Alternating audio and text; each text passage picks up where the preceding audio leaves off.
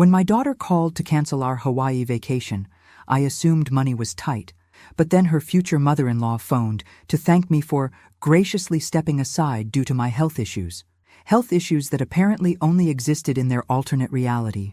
I simply said, "Enjoy yourself," and hung up. But what I did next turned their dream getaway into an expensive lesson about lying to the wrong woman. If you're watching this, subscribe and let me know where you're watching from. You know what they say about assuming. It makes an ass out of you and me. Well, in this case, it just made an ass out of my daughter Amber, though she managed that all on her own without much help from anyone else. It started on a perfectly ordinary Tuesday afternoon in March. I was in my kitchen, making myself a proper lunch. Not the sad desk sandwich I used to eat during my working years, but real food prepared with actual care. When my phone rang with that particular tone that meant family drama was about to crash into my peaceful retirement. "Mom, we need to cancel Hawaii," Amber announced, without so much as a hello. No greeting, no how are you, just straight to disappointing news delivered with all the warmth of a tax audit. Now, I'd been looking forward to this trip for months.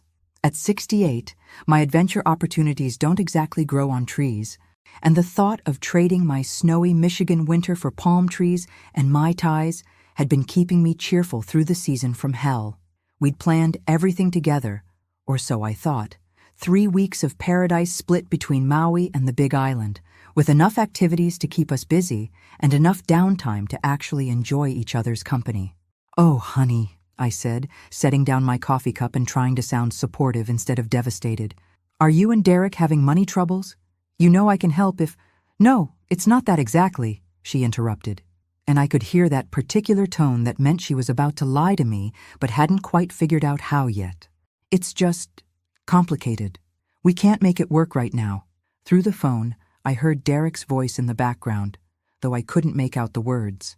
Whatever he said made Amber's voice shift into that rushed, guilty pitch that had been her tell since she was 7 years old, and trying to explain why the cat was mysteriously soaking wet. "Listen, Mom, I have to go. Work stuff. We'll figure out another time, okay? Maybe next year when things are less crazy." "Of course, sweetheart, I understand. These things happen. But here's the thing about being a mother for 28 years. You develop a sixth sense about when your child is lying through their teeth. And my maternal lie detector was going off like a smoke alarm in a bacon factory. After hanging up, I sat in my kitchen for a while, staring out at my neighbor's bird feeder and trying to figure out why a simple vacation cancellation felt like I'd just been punched in the stomach. Amber and Derek both had good jobs. She as a marketing coordinator at some startup that sold overpriced protein powder to people with more money than sense. And he as a software engineer who spent his days making apps that helped other people waste time more efficiently. Sure, weddings are expensive, and they'd been planning theirs for 6 months with the kind of obsessive attention to detail usually reserved for military operations or serial killing. But they'd assured me repeatedly that they had everything under control, even turning down my offers to help with costs because they wanted to do it ourselves and start their marriage on independent footing. Noble sentiments that apparently didn't extend to vacation planning, since I'd been handling most of the Hawaii logistics myself. Amber had been so overwhelmed with wedding preparations that I'd volunteered to take care of the nitty-gritty details. Hotels, restaurants, activities, rental cars. I'd arranged it all, partly because I wanted to contribute something meaningful to the trip, and partly because Amber's idea of planning involved a lot of Pinterest boards and very little actual booking. I spent the evening making a mental list of all the arrangements I'd need to cancel, feeling that familiar mixture of disappointment and maternal guilt that comes when your adult child's problems become your problems. Maybe I could help them financially without making it seem like charity, frame it as an early wedding gift, perhaps, or offer to cover just the hotel costs as a grandmother's contribution to their happiness. Because that's what good mothers do, right? We find ways to solve our children's problems while pretending it was our idea all along, preserving their pride while sacrificing our own dreams on the altar of family harmony. I fell asleep that night planning how to fix everything, completely unaware that the problem wasn't what I thought it was, and the solution was going to be far more satisfying than anything I could have imagined. The next few days passed quietly enough.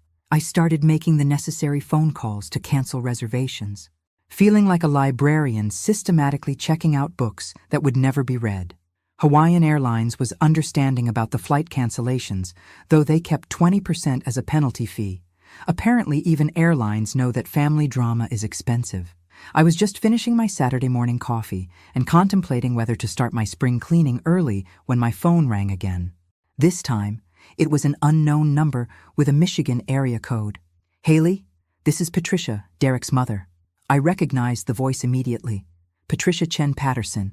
She'd hyphenated after her divorce because apparently removing her ex-husband completely would have been too definitive. Was one of those women who managed to be simultaneously sweet and terrifying. We'd met exactly twice during wedding planning events, where she demonstrated an impressive ability to take charge of every conversation while making it seem like everyone else's idea. "Hello, Patricia. How are you?" "Oh, I'm absolutely wonderful.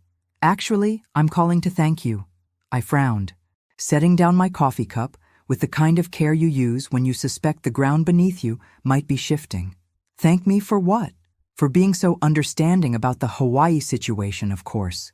Derek told me how gracious you were about stepping aside because of your health concerns. I really appreciate you giving up your spot so I could go instead." The words hit me like a bucket of ice water. For a moment, I couldn't process what she'd said. My brain seemed to be moving through molasses, trying to make sense of concepts that didn't fit together. Stepping aside? Health concerns? My spot? "I'm sorry," I said carefully. "What did you say?" "Your health issues," Patricia continued with the kind of sympathetic voice people use when discussing terminal diagnoses. "Derek explained how you've been having those dizzy spells and your doctor advised against flying. It must be so disappointing, but at your age, it's better to be safe than sorry, don't you think?" My age. Dizzy spells. Doctor's orders. Each lie landed with surgical precision, and I found myself marveling at their creativity. I'd been many things in my 68 years, tired, stressed, occasionally overwhelmed by the sheer stupidity of the modern world, but dizzy had never been one of them. In fact, my last physical had been so boring that my doctor had actually apologized for not finding anything wrong with me. "When Derek asked if I'd like to take your place," Patricia bubbled on, "I was absolutely thrilled but also concerned about you. Are you getting proper medical attention? Have you considered seeing a specialist?" Through my kitchen window, I could see Mrs. Henderson working in her garden. She was 73, had just returned from a cruise to Alaska, and was currently wrestling with a particularly stubborn rosebush. No dizzy spells, no doctor's orders, no concerned children fabricating medical conditions to exclude her from family activities. "Haley, are you there? Are you feeling all right?" "Yes," I managed, amazed at how steady my voice sounded. "I'm here. I just wanted you to know how grateful I am for this opportunity. The resort looks absolutely stunning online. Those overwater bungalows and the dinner reservations Derek made sound incredible. That sunset cruise and the snorkeling tour, and oh my goodness. The spa treatments you'd arranged sound like pure heaven. Spa treatments I'd arranged. Dinner reservations I'd made. Tours I'd booked.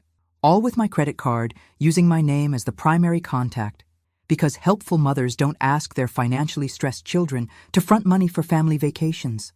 "Well," I said, still amazed at my own calm, "I hope you have a wonderful time." "Oh, we absolutely will. Derek's been planning this for months, apparently. He's thought of everything, even arranged for us to stay in one of those premium suites with the private beach access. He really knows how to spoil his mother." He certainly does, I thought, especially when someone else is paying for it. "Patricia, can I ask you something?" "Of course, dear.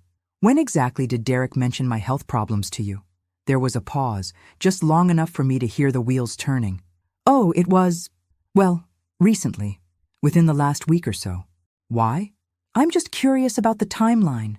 You see, I haven't been to a doctor in months, and I certainly haven't had any dizzy spells or received any advice against flying." Another pause, longer this time. When Patricia spoke again, her voice had lost some of its cheerful confidence. "Well, I'm sure Derek knows what he's talking about. He's always been very attentive to family health matters." "I'm sure he has. Enjoy your vacation, Patricia." After hanging up, I sat in my kitchen for a long time, listening to the refrigerator hum and watching dust motes dance in the afternoon sunlight.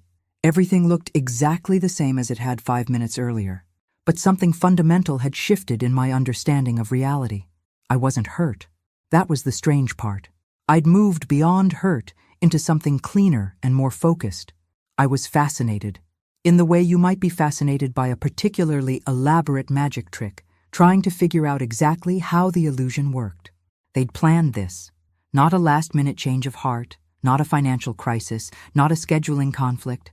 They'd deliberately constructed an elaborate lie to exclude me from a vacation I'd organized and paid for, then felt comfortable enough about their deception to have Derek's mother call and thank me for my gracious understanding of a medical condition that existed only in their imagination. The audacity was almost impressive.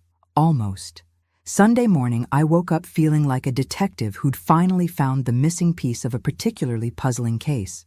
I made myself a proper breakfast, Eggs Benedict with real hollandaise sauce, because when you're planning a campaign of justified revenge, you need to start with decent fuel and spread every piece of paperwork related to the Hawaii trip across my dining room table.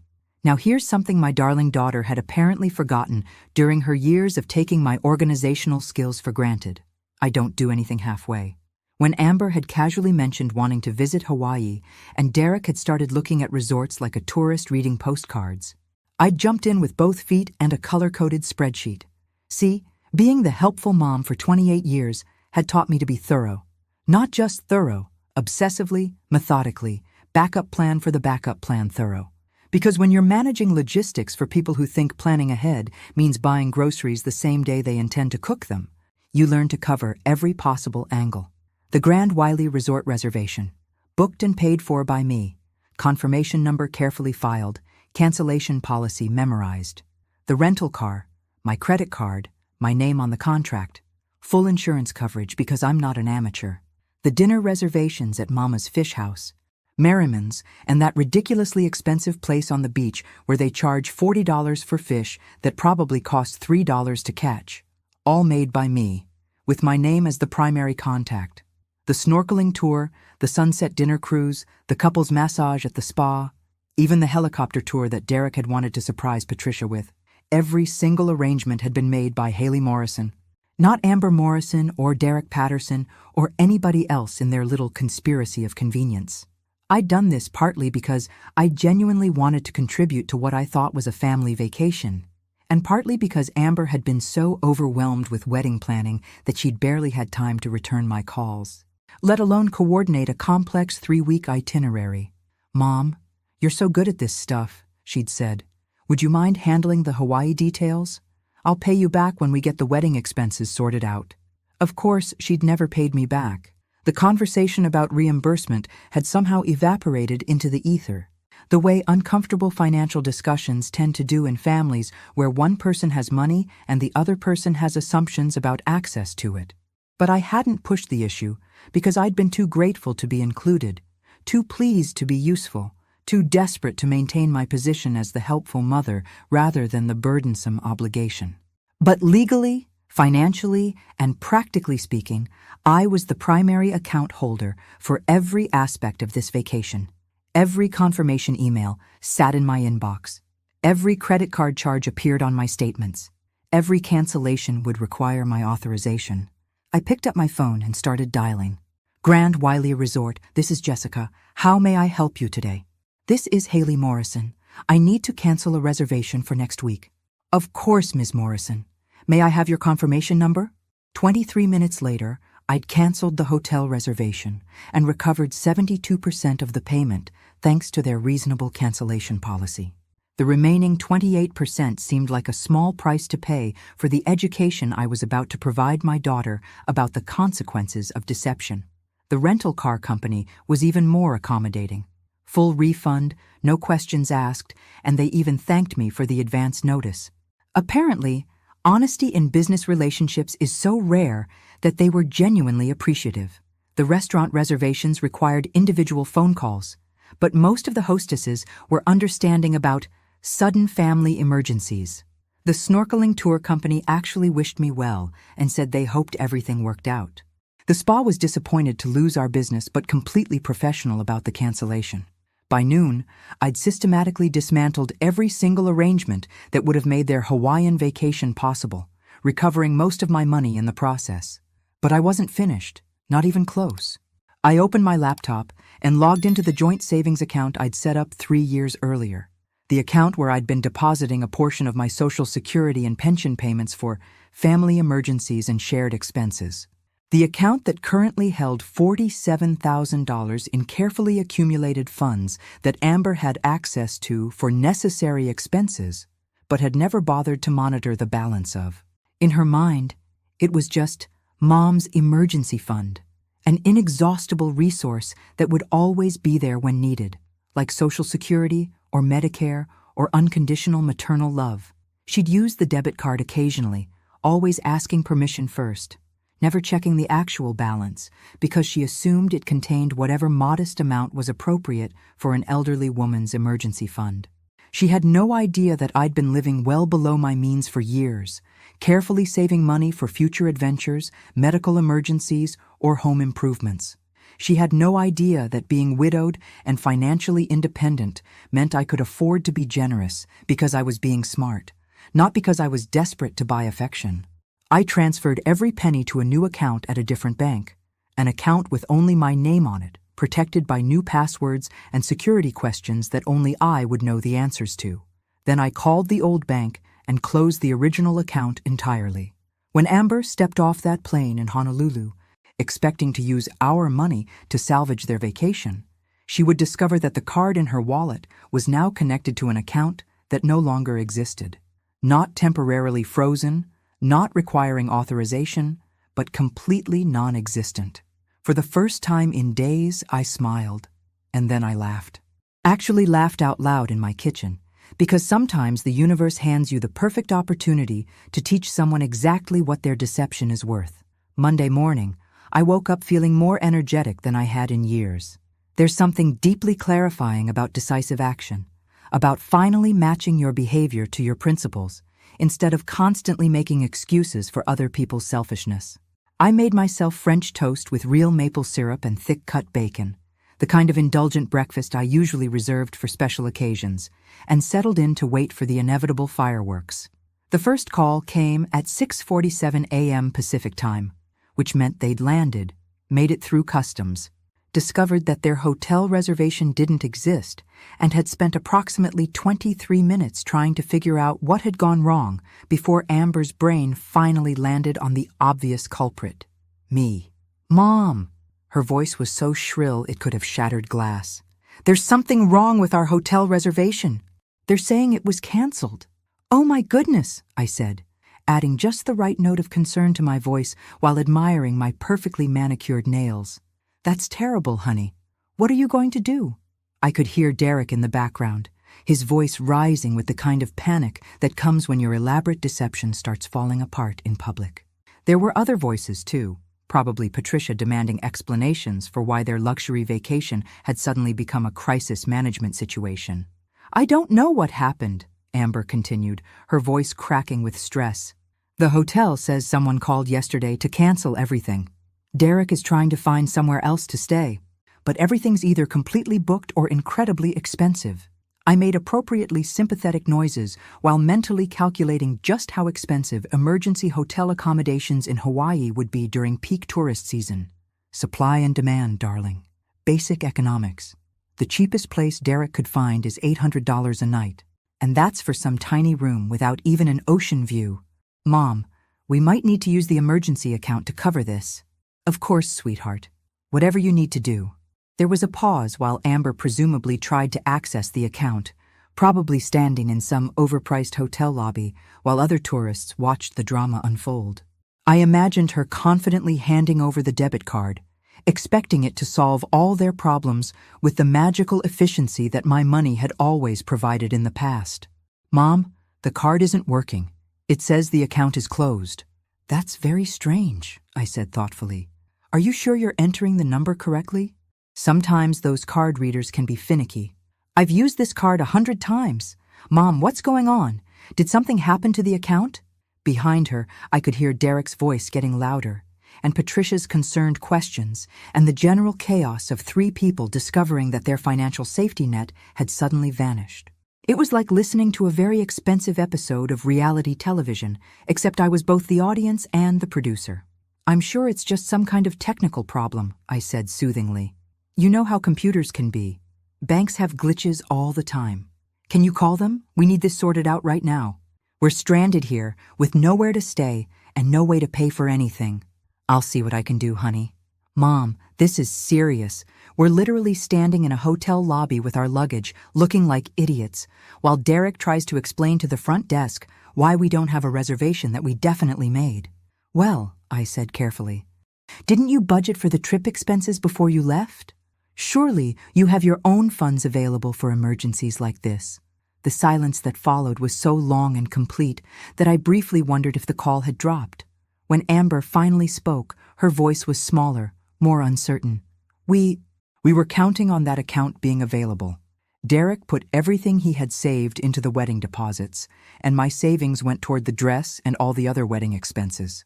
"Ah, so they'd planned an expensive vacation they couldn't actually afford, counting on my money to make it possible. They'd excluded me from a trip I'd organized and paid for, then expected me to continue funding their deception.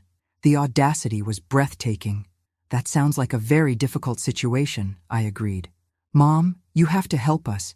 Can you wire money or transfer funds or something? We can't just be stuck here." "I suppose I could arrange something," I said thoughtfully. "But I have to admit, I'm a bit confused about the whole situation." "What do you mean?" "Well, when you called last week to cancel the trip, I naturally assumed it was because you were having financial difficulties. But now it sounds like you never intended to cancel at all. The trip was just redirected." Another long pause. This one with a different quality. More careful, more calculated. "There was a miscommunication," Amber said slowly. "What kind of miscommunication exactly?" "Mom, can we talk about this later?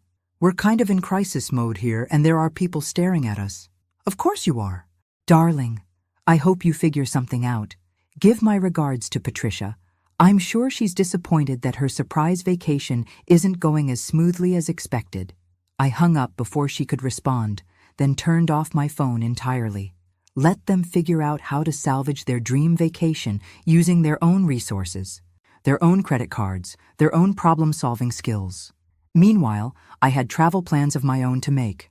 By Tuesday afternoon, my phone had accumulated 23 missed calls from Amber, 6 from Derek, 3 from Patricia, and 1 very confused voicemail from someone who identified himself as a hotel manager asking me to please contact them about a payment dispute. I deleted all of them without listening to the full contents, because frankly, other people's poor planning was no longer my emergency. Instead, I spent Tuesday morning at Morrison Travel downtown, a charming little agency run by Janet Morrison. No relation, but she had excellent taste in surnames. I hadn't used a travel agent in years, but there was something delightfully old-fashioned and personal about having another human being help plan my escape from the debris of my daughter's deception. "I'd like to book a vacation," I told Janet, settling into the comfortable chair across from her desk. "Something tropical and luxurious. I'm celebrating my independence from ungrateful family members." Janet's eyes lit up with the kind of understanding that passes between women who've learned that life is too short to tolerate other people's nonsense. "What did you have in mind?" "The Maldives," I said, surprising myself with how easily the words came out. "I want overwater bungalows, complete pampering, and an experience so spectacular that when I tell people about it, they'll be genuinely envious instead of offering sympathy." The money I'd recovered from the Hawaii cancellations, combined with funds from my personal savings account, was more than enough for a truly magnificent solo vacation. Not just adequate, not just comfortable, but genuinely luxurious in a way I'd never allowed myself before. "When would you like to travel?" "As soon as possible, preferably before my daughter figures out how to use someone else's phone to continue harassing me." Janet laughed and started working her magic with airline schedules and resort availability. While she typed and clicked and made phone calls on my behalf, I sat in her sunny office, sipping complimentary tea and watching normal people go about their normal lives outside the window. There was something profoundly satisfying about making plans that included only my own preferences, my own schedule, my own comfort. No one to consult, no one to accommodate, no one to pretend I was grateful for whatever scraps of consideration they were willing to throw my way. "I've found something absolutely perfect," Janet announced, after 20 minutes of professional magic. Soneva Jani Resort in the Maldives. Oh. 5 nights in an overwater villa with a glass floor, private deck, and personal butler service. Seaplane transfers, all meals included, and spa treatments that will make you forget you ever had family drama. "When can I leave?" "Thursday morning, day after tomorrow." Sold. Thursday. While Amber and Derek were presumably still scrambling around Hawaii, trying to salvage their ruined vacation with maxed-out credit cards and whatever spare change they could find in their luggage, I'd be settling into my own private paradise, being pampered by people who were paid to make me happy instead of people who were related to me and therefore took my happiness for granted. I walked out of the travel agency feeling lighter than I had in months, clutching my confirmation papers like lottery tickets, which, in a way, they were. My reward for finally learning to value myself as much as I'd been valuing everyone else. On the way home, I stopped at the grocery store and bought ingredients for a celebration dinner. Not a sad single-woman meal of soup and crackers, but a proper feast. Filet mignon, asparagus, a bottle of wine that cost more than I usually spent on groceries in a week. Because when you're celebrating your transformation from doormat to independent woman, you deserve more than leftovers. That evening, as I sat at my dining room table with my excellent dinner and my travel confirmations, I finally turned my phone back on to see what new developments had occurred in the continuing saga of my daughter's self-created crisis. The messages were impressively varied in their emotional range. Amber had progressed through panic, anger, bargaining, guilt-tripping, and what appeared to be a desperate attempt at emotional blackmail. Derek had contributed several messages that ranged from confused to demanding to vaguely threatening. Even Patricia had left a voicemail asking if there was some kind of family emergency that might explain the confusion about their accommodations. The most recent message was from Derek, and his tone had shifted into something I recognized from his teenage years. The particular whine he used when reality refused to cooperate with his expectations. "Haley, this is getting ridiculous. We're staying in a youth hostel and eating convenient store food. Amber has been crying for 2 days straight. Whatever point you're trying to make, you've made it. Please wire us enough money so we can salvage what's left of this trip and come home with some dignity." I read the message twice, marveling at his assumption that I owed them anything. The complete absence of apology, explanation, or acknowledgement of their deception. Just the entitled expectation that I would continue to solve problems I hadn't created. I typed back, "I thought the trip was canceled due to financial difficulties. I'm confused about why you're in Hawaii at all." Derek's response came within minutes. "You know exactly why we're here. Stop playing games and wire the money." "I'm not playing games," I replied. "I'm simply declining to fund a vacation I was excluded from. Enjoy the rest of your stay." Then I blocked all 3 of their numbers and turned my attention back to my travel preparations. Tomorrow I'd be flying to paradise. Tonight, I had packing to do.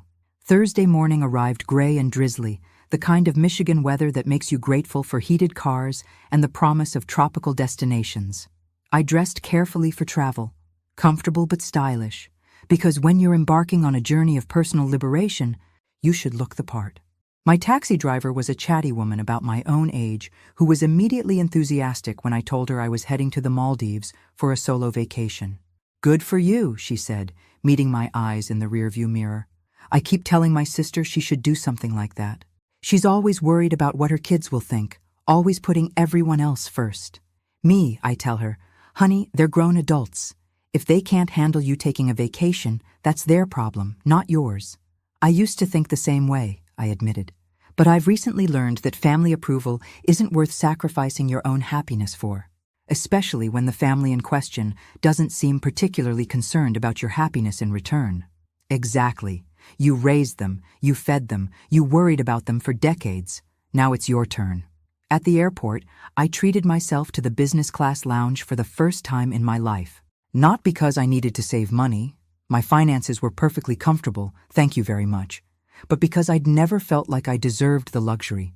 Today, waiting for my flight to the literal opposite side of the world, it felt not just appropriate, but necessary. I ordered champagne at 10 a.m. because I could, because I was celebrating, because no one could tell me it was excessive or inappropriate or not worth the expense. The bubbles tickled my nose and made me feel giddy in the best possible way. While sipping my champagne and watching planes taxi on the runway, I finally unblocked my phone to check for any final messages from my family crisis. There were 4 new voicemails from Amber, and against my better judgment, I decided to listen to them. The first was pure panic. "Mom, it's me. Derek told me you blocked our numbers, but I'm hoping you'll still listen to voicemails. We're in serious trouble here. The youth hostel is horrible, and we can't afford to eat anywhere decent. Patricia is asking questions we can't answer, and Derek is barely speaking to me because he blames me for this whole mess. Please, please call me back." The second was angry. "Mom, this is cruel and you know it. We made one mistake, and you're punishing us like we committed some kind of crime. This isn't like you. The mother I know wouldn't leave her family stranded in a foreign place with no money." The third was bargaining. "Okay, I get it. You're mad about the Patricia thing. Maybe we should have told you the truth from the beginning, but we can talk about this when we get home. Right now, we just need enough money to fix this situation. We'll pay you back, I promise." The fourth was just crying. 2.5 minutes of my daughter sobbing into her phone, occasionally managing to gasp out words like sorry and please and help us between the tears. I deleted all 4 messages and put my phone away. The old me would have been devastated by those tears, would have immediately called back to apologize and arrange emergency funds. The old me would have felt guilty for causing pain, regardless of whether that pain was deserved. But the old me had enabled this behavior for 28 years, had trained my daughter to believe that tears and apologies could erase the consequences of deliberate deception. The old me had been so desperate to maintain family harmony that I'd consistently chosen peace over principles, comfort over respect. The new me understood that sometimes love means allowing people to experience the full weight of their choices. Sometimes the most loving thing you can do is refuse to rescue someone from a crisis they created through their own selfishness.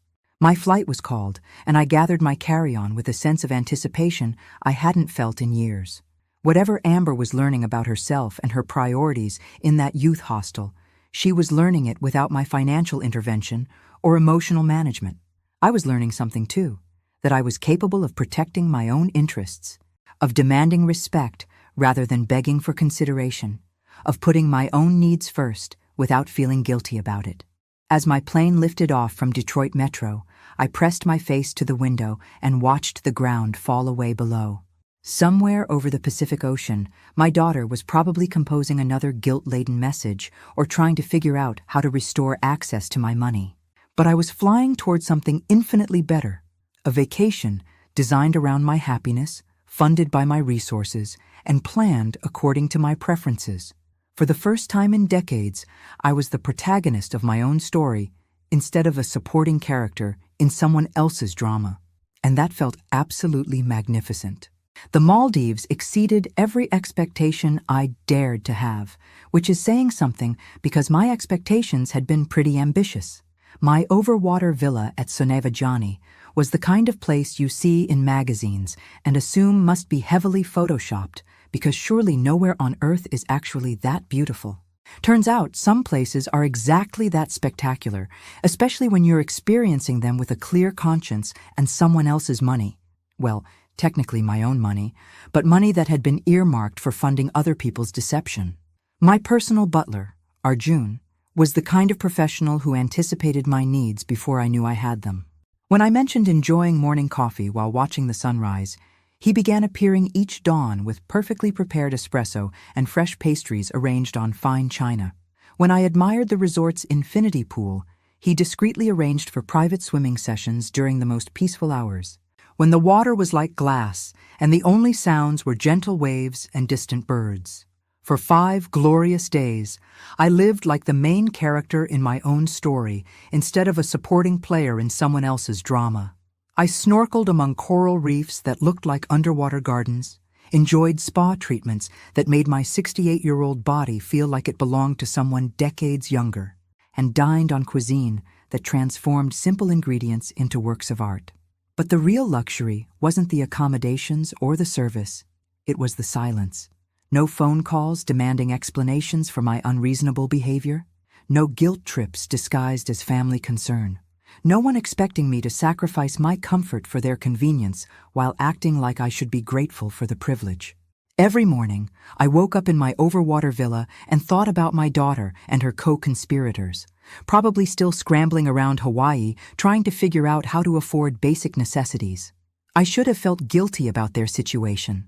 The old me would have been consumed with worry, imagining them suffering while I lounged in paradise. Instead, I felt something I hadn't experienced in years: complete peace. They were adults who had made adult decisions, and they were experiencing adult consequences. My job as a mother hadn't been to shield them from reality indefinitely. It had been to raise them to handle reality competently.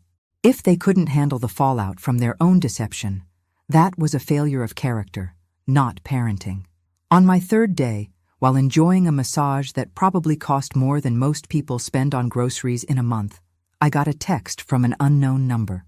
Amber had obviously borrowed someone's phone, because persistence is apparently a family trait, even when it's misdirected. "Mom, we're sleeping on the beach because we can't afford hostels anymore. Please help us." I read it twice, then showed it to my masseuse, who made sympathetic clucking sounds while working a particularly stubborn knot out of my shoulder. "Family troubles?" she asked in her lovely Maldivian accent. "Family learning opportunities," I corrected. "Sometimes the best education is the most expensive." I deleted the message without responding and asked for extra time on the hot stone treatment. After all, relaxation is serious business, and I was finally taking it seriously. On my final evening, as I sat on my deck watching the sunset paint the sky in shades that would make a professional artist weep with envy, I received another text from yet another unknown number. "Mom, we're flying home tomorrow. We need to talk." I read it while sipping champagne that probably cost more than their entire youth hostel experience, then typed back, "Have a safe flight. I'll be back Sunday." The response came immediately. "Where are you?" "Paradise," I replied, then turned off my phone and returned my attention to the sunset. The flight home felt different from the journey out. I wasn't running away anymore. I was returning with purpose and a magnificent tan. During the long hours over the Pacific, I had time to think about what came next, and it occurred to me that this experience had been more than just a vacation. It had been a masterclass in self-respect. I would no longer be the emergency fund that never required repayment, or the emotional support system that functioned exclusively in one direction. If Amber wanted a relationship with me moving forward, it would be as equals, built on mutual respect rather than my desperate gratitude for whatever attention she was willing to provide. When my taxi pulled into my driveway, Mrs. Henderson was collecting her mail and practically bounced over to greet me. "Haley, you look absolutely radiant. How was your trip?" "Transformative," I said honestly, pulling my suitcase from the trunk.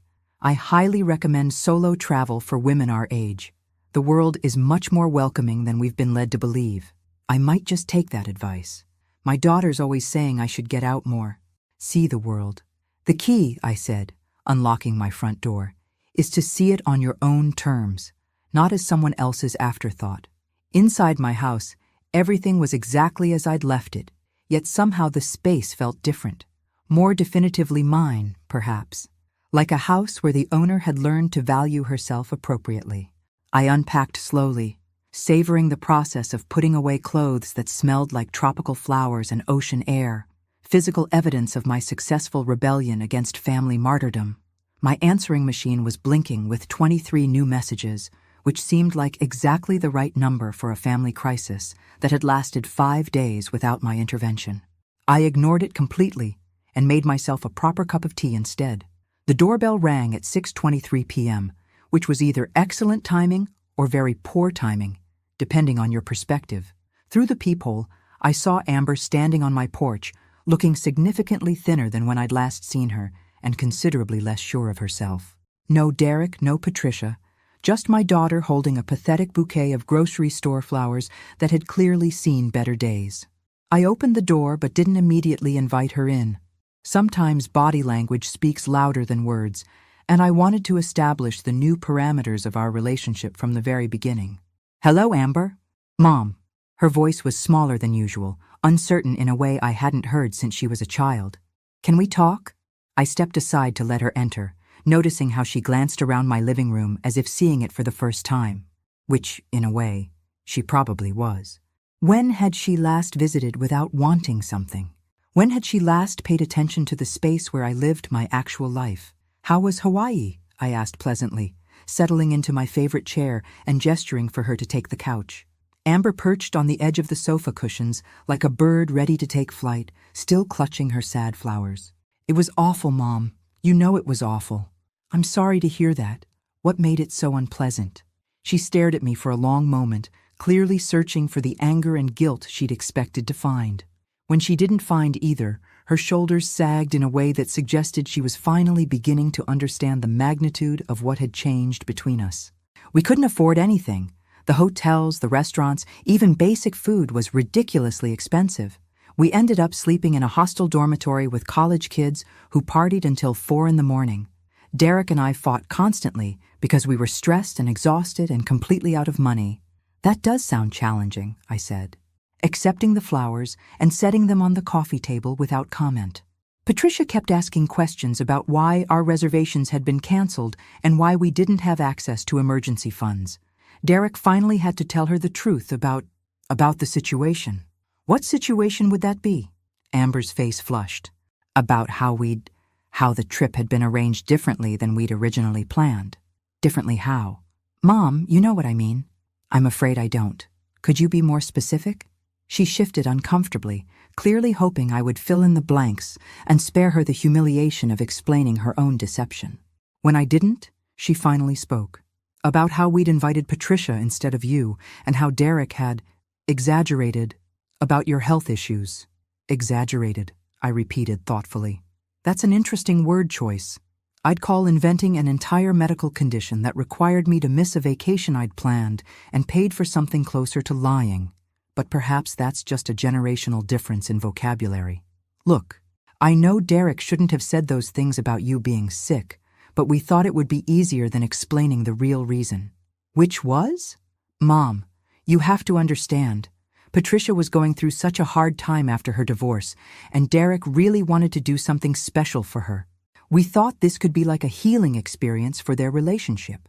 I sipped my tea and waited for her to continue, employing a technique I'd learned from watching professional interrogators on crime shows. Sometimes, silence is the most effective way to get people to reveal exactly how much they don't understand about their own behavior. We didn't think you'd mind that much, she continued, her voice getting smaller. I mean, you travel all the time, and you're always so understanding about family situations. When do I travel all the time, Amber? She blinked. You went to that conference last year. That was a library convention for work. Hardly a pleasure trip. And you visited Aunt Linda in Florida when she was recovering from surgery, also not exactly a vacation. But you seem like someone who does things, who goes places. It was a fascinating glimpse into how little my own daughter knew about my actual life. In her mind, I was some kind of perpetually busy social butterfly instead of a recently retired woman who spent most of her time reading, gardening, and looking forward to the occasional family gathering where I wasn't treated like an inconvenience. Amber, when's the last time I took a real vacation? A trip purely for my own enjoyment? She was quiet for a long moment. I can't remember. The Maldives, I said. Last week. That was my first pleasure trip in over 5 years. The Maldives? Amber's voice cracked slightly. You went to the Maldives? I did. It was spectacular. Overwater villa, personal butler, spa treatments that made me feel 30 years younger. I highly recommend it, though I suspect it's somewhat outside your current budget range. Her eyes filled with tears. The same manipulation tactic that had been working on me for nearly 3 decades. But something interesting happened this time. Instead of feeling guilty about her distress, I found myself studying her reaction with the detached curiosity of a scientist observing a predictable chemical reaction. Mom, I'm so sorry, she gasped, launching into the full-body sobs I remembered from her childhood tantrums. I know we messed up terribly, but we never meant to hurt you. We thought you wouldn't mind because you're always so generous and understanding. I watched without moving to comfort her. a decision that felt revolutionary.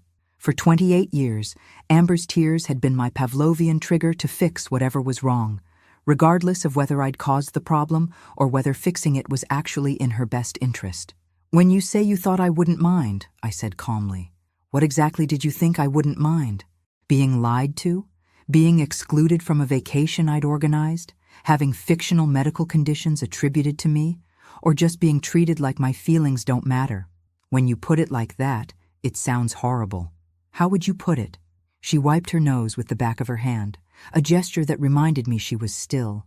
In many ways, the child who'd always expected her problems to be solved by someone else. We thought of it as family helping family, like you were helping Derek do something nice for his mom. By letting him pretend my generosity was his idea while making me the villain in a story about fake health problems. It wasn't supposed to be like that. We were going to tell you eventually, after the trip, and we were going to make it up to you somehow. How exactly? We hadn't figured that part out yet. I stood up and walked to my bookshelf, where I'd placed the small carved dolphin I'd bought in the Maldives, a reminder of what life looked like when I stopped prioritizing other people's comfort over my own dignity. "Amber, let me ask you something, and I want you to think carefully before you answer. When's the last time you called me just to see how I was doing? Not because you needed something, not because there was a family obligation, but because you genuinely wanted to know about my life." The silence stretched long enough to become its own answer. "When's the last time you asked about my interests, my health, my opinions about anything that didn't directly affect you?" More silence. "When's the last time you treated me like a person whose thoughts and feelings mattered as much as your own?" "Mom, that's not fair. You're my mother. It's different." "How is it different?" Because you're supposed to take care of me. That's what mothers do." There it was, the fundamental misunderstanding that had been poisoning our relationship for years. In Amber's mind, being my daughter gave her permanent access to my resources and unconditional forgiveness for her behavior, while requiring nothing from her in return except the bare minimum of acknowledgement that I existed. "You're 28 years old, Amber. You have a college degree, a good job, and a fiancé. At what point did you imagine the taking care of would become reciprocal?" I don't know what you mean. I mean, when were you planning to start considering my needs the way I've always considered yours? When were you going to start contributing to my happiness instead of just taking from it?" Her tears had stopped, replaced by something that looked uncomfortably like confusion. "But I do consider your needs. I invite you to family events. I call you on holidays. You invite me to events where I'm treated like an obligation that has to be accommodated. You call me on holidays because social convention requires it. When have you ever done something purely for my pleasure, without any benefit to yourself? This is ridiculous. Every mother helps their children. That's what being a parent means. Help, yes. But children are supposed to help their parents too. Especially adult children. They're supposed to consider their parents' feelings, treat them with courtesy, include them in decisions that affect them. You're being impossible." I returned to my chair, feeling suddenly tired. Not defeated, just weary of explaining basic human decency to my own daughter. "Amber, did you ever wonder how I could afford a spontaneous luxury vacation to the Maldives right after you assumed you'd left me financially devastated?" She paused her emotional display, looking genuinely confused. I figured you had some emergency savings somewhere." "I do. I have a comfortable retirement income, substantial personal savings, and more financial independence than you've ever bothered to learn about. I don't need your charity or your sporadic attention." "Then why have you been helping us financially all these years?" "Because I wanted to. Because I thought it would bring us closer together. Because I hoped that generosity would be appreciated and reciprocated in ways that didn't involve money. It is appreciated." "No, Amber, it's expected. There's a significant difference." She sank back onto the sofa, looking genuinely bewildered. "I don't understand what you want from me. I want you to be curious about my life. I want you to consider my feelings before making decisions that affect me. I want you to treat me like someone whose company you enjoy rather than someone whose resources you need." "But that's not, She struggled with the words, and I realized that she'd never thought about our relationship from my perspective. Ever. "Here's what's going to change," I said. settling back into my chair with the calm authority of someone who'd finally learned to value herself appropriately. I won't be providing any more financial assistance. You and Derek are adults with good incomes, and you can fund your own lifestyle choices. Mom, I won't be available for last-minute babysitting, emergency favors, or crisis management unless you're equally available for my needs. Reciprocity, Amber. It's not a dirty word. What needs? You never ask for anything. Because I learned not to. Because every time I had a problem or wanted something, I was made to feel like I was being unreasonably demanding. But that's changing too. The color was slowly draining from Amber's face as she began to understand that this wasn't a temporary tantrum that could be resolved with sufficient tears and apologies. This was a fundamental restructuring of our relationship. You can't just cut me off completely. I'm your daughter, and you'll always be my daughter. But being my daughter doesn't entitle you to unlimited access to my resources while contributing nothing in return.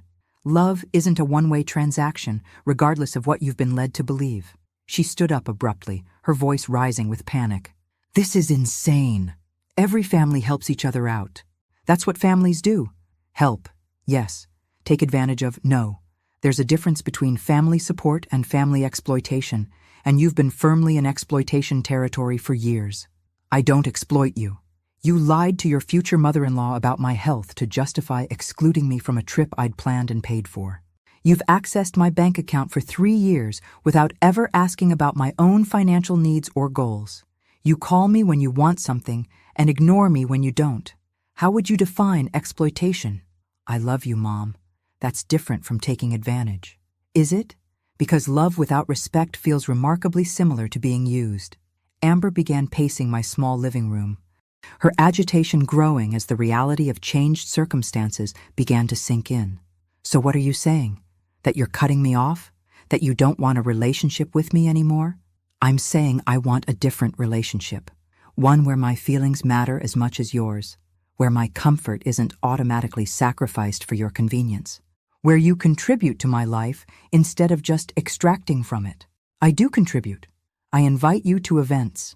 I include you in family plans. You invite me to events where I'm seated next to garbage cans. You include me in family plans that involve lying about my health and excluding me from activities I've organized. Your version of inclusion feels remarkably similar to exclusion with extra steps. You're being cruel. I'm being honest. For the first time in our relationship, I'm prioritizing my own well-being instead of managing your emotions. Fine, she exploded, tears streaming down her face. You want to know the truth?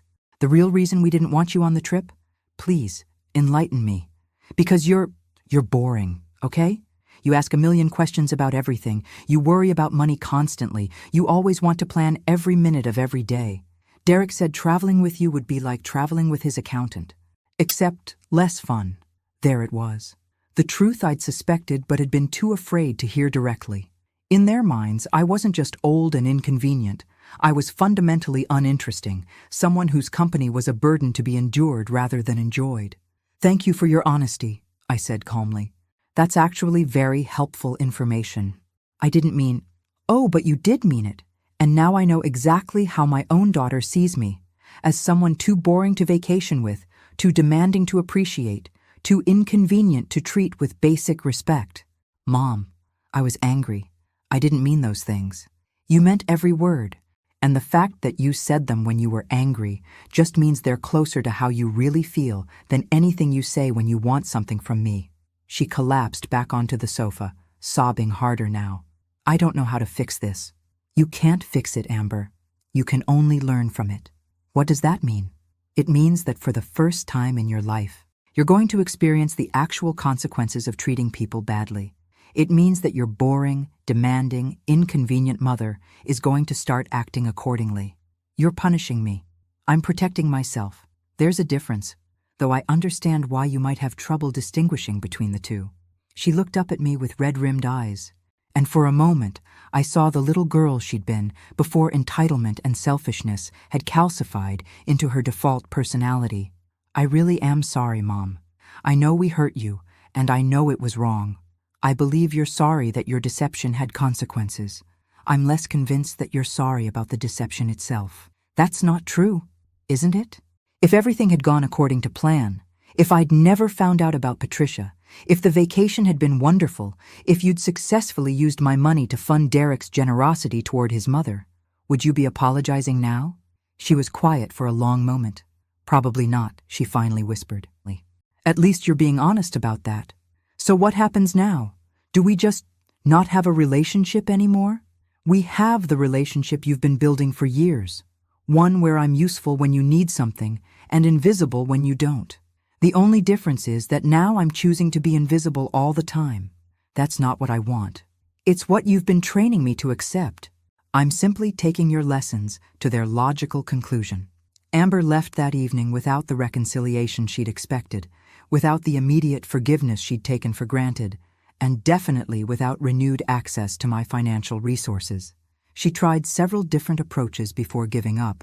More tears, angry accusations about my selfishness, and finally, a desperate attempt to bargain her way back into my good graces by promising to do better in some vague, unspecified way.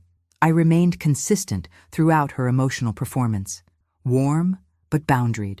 Loving, but not automatically accommodating. It was exhausting, actually, resisting decades of programmed responses to her distress, but also oddly liberating. Over the following weeks, she tried various tactics to restore the status quo. Angry phone calls where she accused me of abandoning family when family needed help most.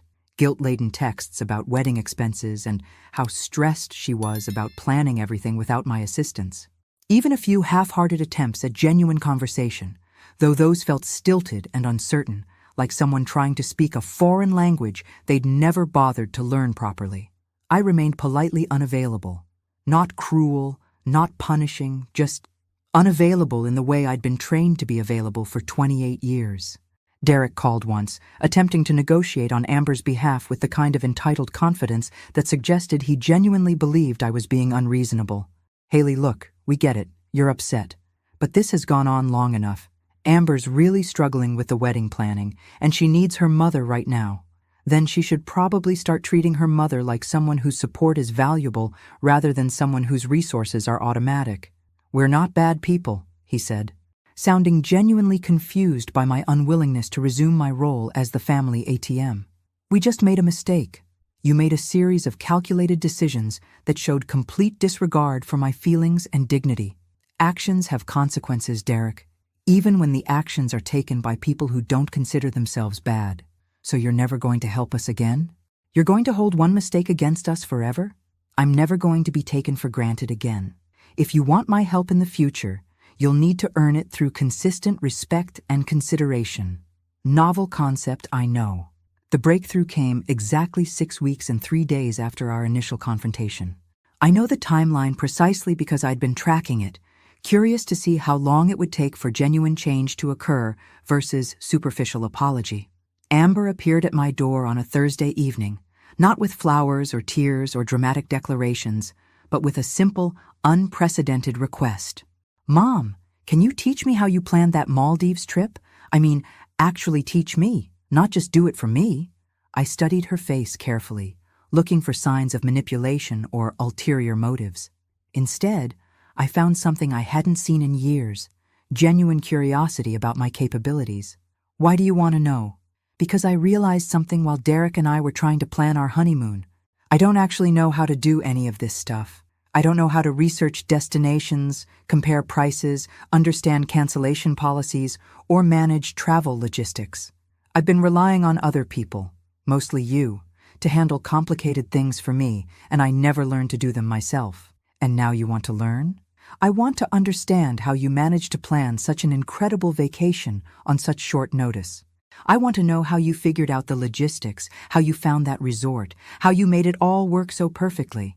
We spent that evening at my kitchen table, going through travel websites and budget spreadsheets and airline policies. Amber asked real questions, not perfunctory ones designed to flatter me into doing the work myself, but genuine inquiries about currency exchange rates and travel insurance and jet lag management. You're really good at this, she said about an hour into our session, sounding genuinely surprised. I've had a lot of practice taking care of myself. I never thought about that before. about you having to figure all this stuff out on your own. I mean, I always just assumed you knew how to do everything automatically. It wasn't a dramatic apology or a complete personality transformation, but it was a beginning. The first time she'd shown interest in my skills rather than just my resources. The first time she'd acknowledged that I had capabilities worth learning from. Slowly, over the following months, our relationship began to reshape itself around entirely different principles. Amber started calling with genuine curiosity about my book club, my volunteer work at the animal shelter, my gardening projects. She invited me to dinner not because obligations required it, but because she discovered I was actually interesting company when treated as a person rather than a service provider. We never traveled together again. When she asked why during one of our slowly improving conversations, I smiled and said, "Because you once told Derek I was too boring to vacation with. I'm respecting your assessment and planning my trips accordingly." She had the grace to blush deeply and the wisdom not to argue. Our relationship now is smaller than it once was, but infinitely more honest. Amber manages her own finances and doesn't assume access to mine. I offer help when I choose to, not when it's demanded. Most importantly, she learned that love without respect isn't love at all. It's just emotional manipulation with a prettier name. I never regretted a single day of that perfect vacation in the Maldives. Every sunset over the lagoon, every spa treatment, every moment of peace and luxury was worth the temporary discomfort of watching my daughter learn to treat me like a human being rather than a renewable resource. And Patricia? She still sends me Christmas cards every year, apparently still grateful for my gracious understanding about the Hawaii situation. I never corrected her misconceptions about my health or my role in the trip's cancellation. Some lessons are best learned through experience rather than explanation. And some people are perfectly happy living in their own version of reality. Besides, her thank you notes are actually quite touching. It's nice to be appreciated, even when the appreciation is based on a complete misunderstanding of what actually happened.